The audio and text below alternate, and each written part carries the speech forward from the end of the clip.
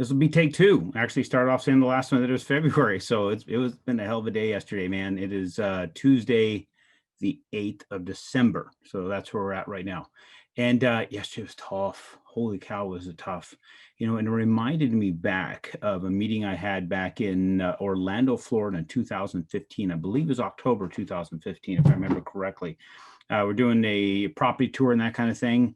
And I remember having dinner as a big group, and I was sitting at this table, and right next to me was an individual who worked for the federal government. She was a Hebrew linguist, and she was taught Hebrew by the federal government. I believe the Air Force is what she said, if I recall correctly.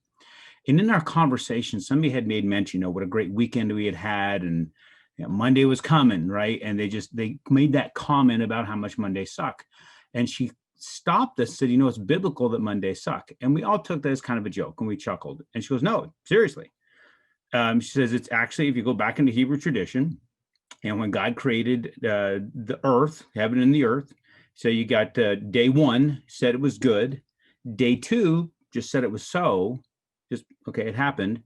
And day three, he said it was good twice. So Tuesday is the day of double blessing. So Sunday being the first day of the week, then Monday being day two, which was not blessed, and day three was the day it was blessed twice in the King James, in the Torah, where she was saying that she was taught out of. We go to the King James Version and look it up, and wow, okay, Genesis chapter 1 verses 6-8 tells you all about day two, but it says it was so. It does not say it was good. You get through verses 9-13 in chapter 1, you start seeing that it is said it was good twice, your day of double blessings.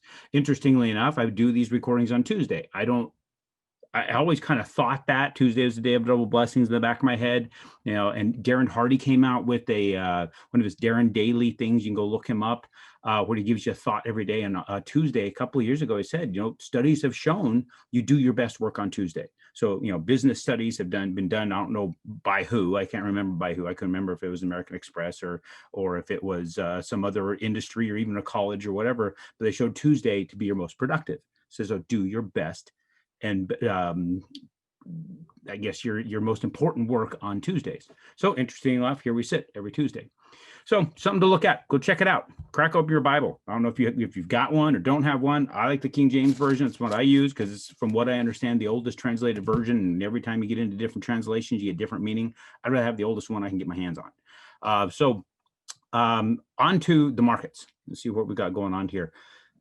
From what I understand yesterday, we're experiencing some volatility, and of course, the treasuries were starting to show some strength yesterday, which is a good thing because we were talking about last week. Treasuries very, very weak. Mortgage bonds were on the opposite end of the trading channel as far as they were on the stronger side. They're eventually something was going to happen. One was going to give, and it looks like treasuries started to show some strength, and they were given towards mortgage bonds, which is a good thing, giving them that strength. But then again, mortgage bonds yesterday, as we'll see here, showed some weakness and started to go to the bottom of the trading range, but they came up above the 30-day and the 10-day moving average, which they're staying, right in there because, again, it's a 10-day average and a 30-day moving average, right? But, staying above those as floors kind of helps things a little bit. And also staying within the channel all the way back to October 5th. We're staying within that channel. So I'm not worried that we're going to see much in the form of volatility as far as the actual rate that a person gets from what their quote is to what they end up getting when things close. For the time being, nothing's really alerting me. But we shouldn't let our guard down just because the money that's flowing in and out of these pools is unprecedented. Never seen that kind of capital flowing into the markets before. So that being the kind of situation, things can can flip around on us very, very easily. And there's way too much uncertainty in the world right now to get too comfortable. So don't get comfortable. Protect yourself. Read Genesis. Check that out. Let me know if I'm wrong.